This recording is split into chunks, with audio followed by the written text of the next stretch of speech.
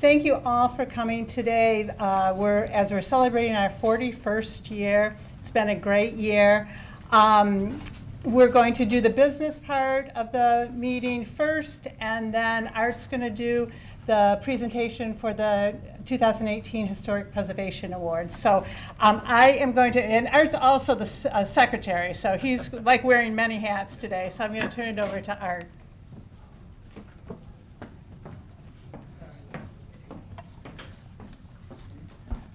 So I'm happy to report that there is a quorum for the meeting today, so that we can proceed, and that proxies have been received. So is there a motion to approve the minutes of the last annual meeting in 2017? All right, Jim and Roger, good. Well, that was quick. All those in favor say aye. Aye. Thank you very much. Okay, next report, President. Yeah, well. This is a compressed report here. Okay, we're on speed dial this morning, this afternoon. Okay, well, I'd like to certainly welcome you all here. It's nice to see you and express our appreciation for your membership and support of the foundation, because without your help and your participation, we couldn't be doing much of anything ourselves. As many of you know, our big project for at least the last 2 years, our fundraising effort, has been for the restoration of the interior of the train station. Well, that is finally underway, and believe it or not, almost complete. We've been working there probably for the last 5 weeks on an everyday basis. But before we actually even get to that point, I'd like to acknowledge 3 important facts, particularly from all the standpoint of the donations that we received. Our primary donors was the DAR, which contributed $10,000, the Stewart family, which also contributed $10,000, and an anonymous donor that contributed $25,017 at the end of 2017. So if you would like to raise your hand and claim the acknowledgement, I mean, you'd be welcome to acknowledge your gift. The feds and the state initially did the expansion at the train station in the old luggage and shipping rooms for the bathrooms, because many of you know the bathrooms that were there were in pretty sad state. So those are all new, everything is fine, it's all wonderful, but where the bathrooms were, that's now been converted to what we're calling the gallery, for the sake of a better term. It's just a passageway through where we'll have the library book rack and a bulletin board for community postings there. So we're trying to declutter the main train station. We're pleased to say that we were able to restore about 60% of the original oak paneling that was put in 1900. So it's 118 years old, and we were able to blend new oak, cut to match the same way, then stained. So it's you have to have a pretty critical eye to tell the difference, but it's there and really looking great. The quarry tile for the floor had to come from the United Kingdom, because they don't make 6-inch octagonal quarry tile in the United States anymore. We looked high and low, couldn't find it. And one supplier was going to actually cut square tile, but when we calculated it would take over 40,000 cuts to do that, we decided that wasn't a smart way to go. So we went to the UK for that. We have new lights coming in. They're already in place, but not installed yet. And David Mattoon, if I saw him here earlier, but anyway, he's been instrumental in doing the research on the original skylight. Many of you probably don't know, and I didn't either until he did the research, is that there was a skylight that was over in front of the ticket window. And that, if you remember the time the station was built, it was primarily gaslight for illumination, and electricity was just coming in, so sunlight was very important. So what we've done now is to put a faux skylight in a drop ceiling, and it has the color of a very daylight equivalent look, which will have a distressed glass coverage over it. So we're trying to bring it back to the feel and the kind of the flavor of what it was at the time and still modernizing it, because like on the shelf, if you will, in front of the windows looking at the platform, that's going to have a new granite top, but it also will have electricity and USB charging stations so people can charge their cell phones now, because there was no outlet for anything in the train station at that time. So we will be having an open house, all on schedule, about June 10th. And so that'll be in the afternoon. There'll be information on it. And David Mattoon will be doing tunnel tours again, as he did a year ago. And if you didn't have a chance to see that at that time, it's quite interesting and a lot of fun. It was a tunnel between the two train stations that went under the tracks, and right now it's just used as a utility tunnel. But at the time, it was used every day back and forth. And where the shoe shine stand is now on one side is where the stairway went down, and over on Pasquazi's side, that's where the stairway came up. So you have a chance at least to see the remnants of the staircases during the tour. I would like, through this whole process, and like to thank our board for all the work that they've done on it. I've been the project manager on a daily basis over there, which has been a lot of fun and very interesting.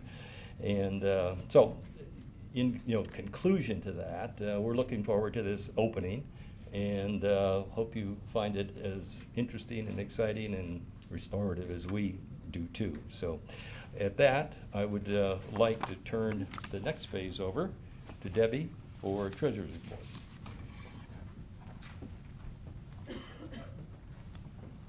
Hi, my name is Debbie Marcus, and I'm actually giving the report on behalf of Peter Coutant, who was unable to join us this afternoon. I'm pleased to report that our net assets have increased by approximately $14,000 since last year. We have total cash and cash equivalents of approximately $240,000.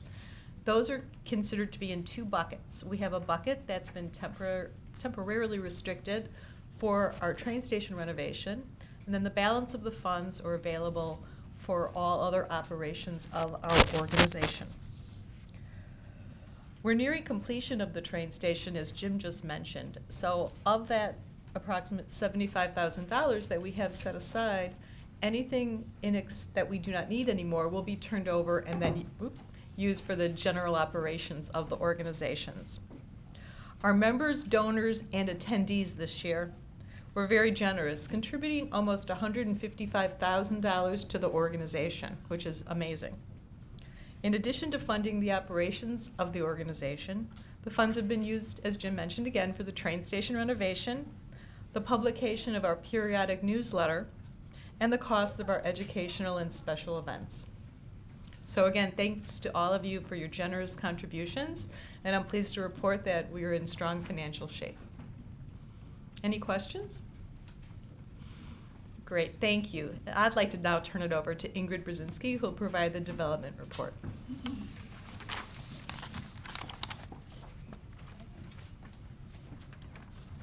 Hello there.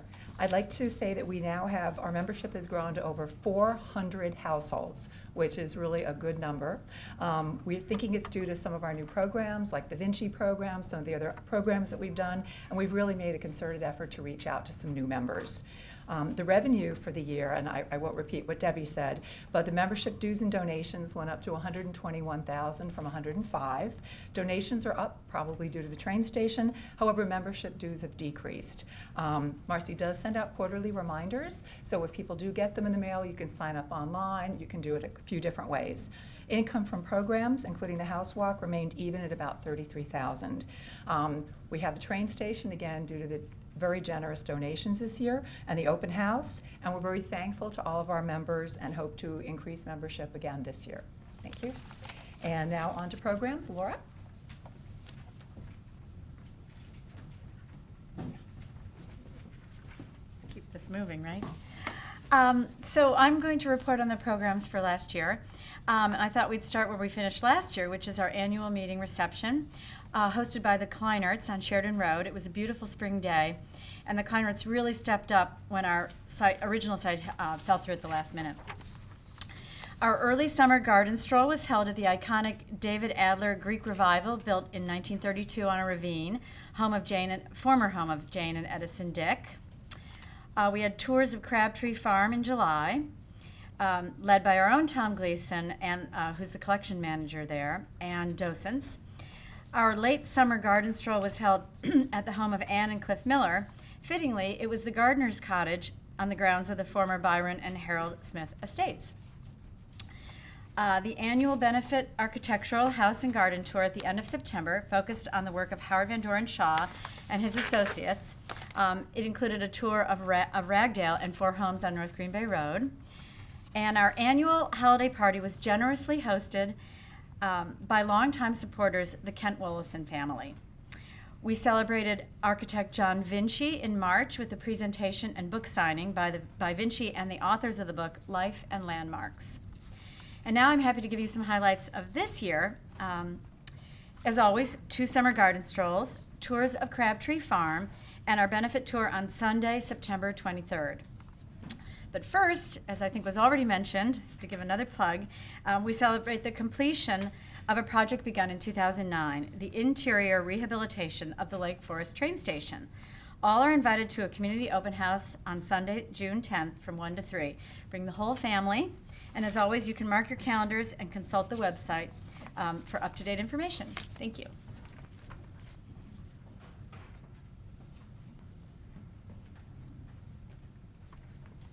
Good afternoon. I'm Maureen Grinnell, and I am the chair this year of the nominating committee. I have some important nominating news. I believe this appears in your packet, or perhaps you saw it as you sent in your proxy. First of all, I'd like to thank the individuals who served with me on nominating. It's such an important role to make sure that we have strong board members to lead the foundation and to provide the service that we do provide to our membership. So I'm pleased to announce that for president next year, Jim Upsitnik has returned for a second year, and he's going to have even more to do other than the train station. All right, we have 2 vice presidents programs. We found that it works well to have 2 individuals. They are both new to the board. Elizabeth Abatista and Natalie Reinkemeyer will be following the very big shoes of Laura Luce, even though she's little, and Tom Gleason. Peter Coutant, who was not able to be here, has moved from treasurer to vice president of communications, which I believe is where his true love lies. He has been the editor of the Preservation Magazine, which I know many of you have had a chance to read, and he'll do a wonderful job in leading us in that area. For secretary, Susie Athenson, many of you know her from her service to the city and other boards around town. We were glad to have her add that to her resume. And you've already met Treasurer Debbie Markison. I'd like to have a nomination that the slate be approved. So moved. Thank you. And a second. And all in favor, please say aye. Aye. All right, I believe this is a unanimous election. Congratulations and applause for the new directors. I'm sorry, the new slate, the new officers. Okay. Now I'd like to announce the new directors for the coming few years. First of all, we have Elizabeth Abatista, who was elected by the board to fill an unexpired term. At the first of the year, we had some big plans for her. It's one of the reasons why she's now co-chairing programs. And you'll also find that she is your host for the reception following this meeting, she and her husband. She's in the class of 2020. And then for the class of 2021, we have Bob Alfie, new to our board, Michelle Curry, who was unable to make it today. Tom Gleason is coming in for a second term, which is wonderful.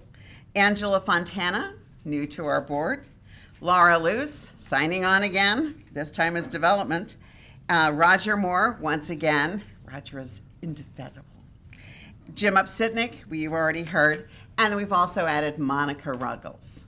So I'd like to have the members of the nominating committee please come up, introduce our new directors, and those who are present can step forward, or you just will stand where you're seated, if that would work.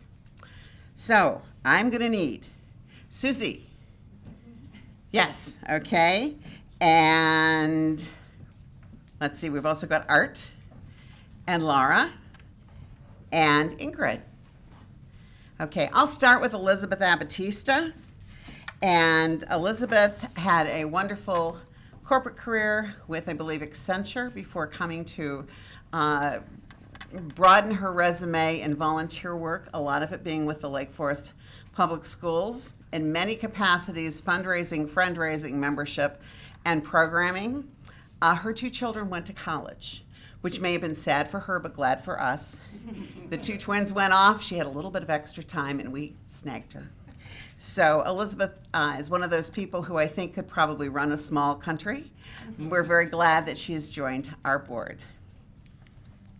Elizabeth, come on up. Okay. And Susie. So I'm going to move to the end. Okay. Good morning, I'm Susie Athenson, and I am pleased to introduce one of our new board members, Bob Alfie. Is Bob here? Oh, there he is. Yay. Okay. Bob has been a Lake Forest resident since 1970. He is a registered architect, and he graduated from Iowa State University. He has served on many boards in Lake Forest and the surrounding area, including Habitat for Humanity in Lake County, Spirit of 67 Foundation, Lake Forest Library, Lake Forest Caucus as a ward chairman, Deer Path Art League on the advisory board, and he currently serves on the City of Lake Forest Historic Preservation Commission. He was my partner in crime for many years.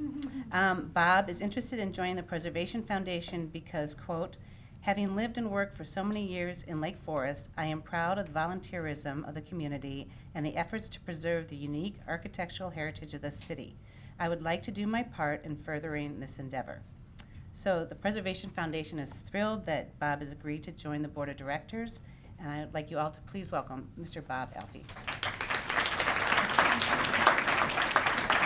I'm introducing Michelle Curry. She and her husband have 3 children. They live here in Lake Forest. In fact, she has lived most of her life here and grew up in an iconic Shaw house that features prominently in Stuart Cohen's book.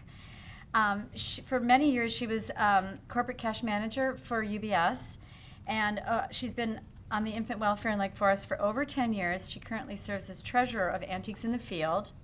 She's also vice president of communications for the Spirit of 67, and she's on the women's board of the hospital. And on a personal note, I've known her since she was about 5 years old. She's amazing. She's not here today. Not here today. I have the pleasure of introducing Angela Fontana, who has lived in Lake Forest for 20 years with her 3 children. She will be a new director on the board, and she also serves on the board of the Cole Children's Museum and is a member of the Building Oversight Committee. She's also a member of the Board of Governors of the Association of the Life Insurance Council. She's an attorney with Allstate, and she's here today because she appreciates the beauty and character of Lake Forest and is interested in historical architecture and preservation. And in serving on the board, she said it will allow her to use that interest and appreciation to contribute to maintaining the beauty and character of Lake Forest. Angela, if you could stand up.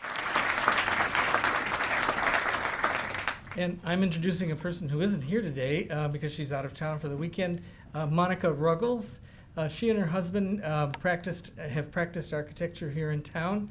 They live in the on Washington Circle in the Ryan Place neighborhood in that community, and have done several arts and crafts homes there and in Lake Bluff of various sizes.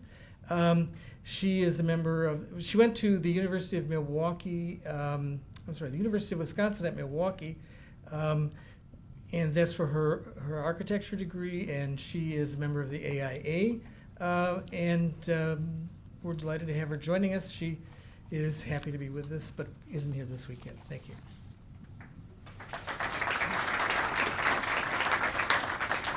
But we'll have a nomination, please, that we vote on them, please. Thank you. Second. All right, all in favor? Aye. Say aye. That also sounds unanimous. All right, well, thank you very much. And Cappy, you wanted, okay. What did we want here, a photo? Yes. Okay, all right. Can we do this a little bit later? Okay, All right, but we will. We will definitely do that. We've also got some retiring board members. And after a 3-year term, Lynn Bertram, who is in Greece, kind of hard to top that this afternoon, will be leaving us. She was a tremendous help on the nominating committee. Peggy Pendleyan has served as our head of communications and also our vice president of communications and also as treasurer, and also was heavily involved in this new logo that you see behind us, or in front of you behind me. So it really made a huge impact on preservation during her term. And also Lynn Van Cleve travels extensively and yet made wonderful contributions during her 3 years on the board. So we thank them all. There are also 2 of us who, well, we kind of outlasted our term limits. So that would be Art Miller and myself. So we're on that farewell tour. We have gifts for everyone who is retiring. If you'll please come up, get your gift. And this, Cappy, might be a good time for the photo. But before we get this gift, which do you want first? You want to come up and get the Let's get those organized.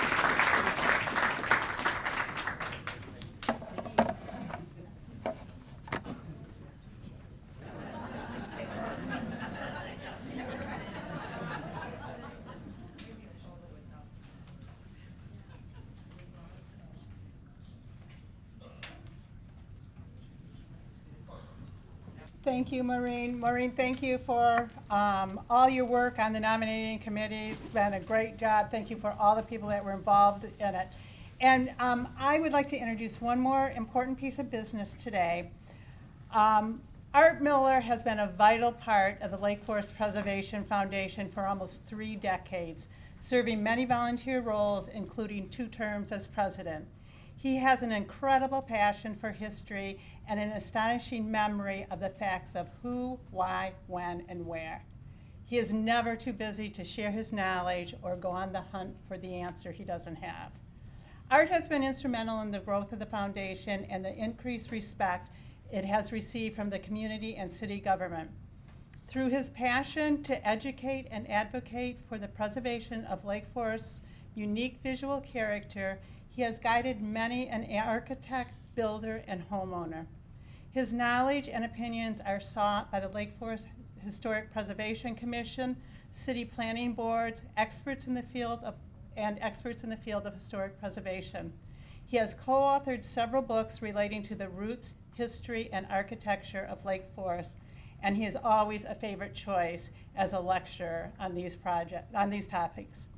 Art has been involved and instrumental in many restoration and renovation projects unique to Lake Forest. Most recently, he spearheaded the $3 million plus restoration of the historic preservation train station, which is in its final stages of the interior completion.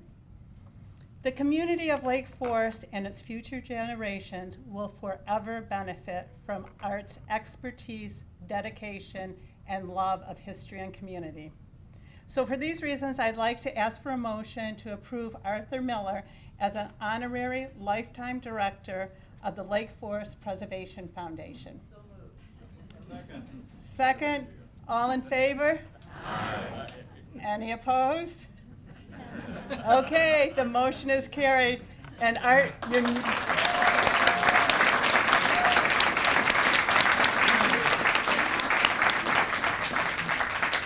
you're never going to get rid of us. Thank you for your service and your continuation of service. And this really concludes our business part of the meeting. I don't know, Jim, if you want to come up and adjourn it, and then we'll start the awards. Okay. Yeah, great. There be no further business. Is there a motion to adjourn? So moved. Paul, Roger, second. All in favor? Sounded like Maureen said it's unanimous again, so there we go. All right.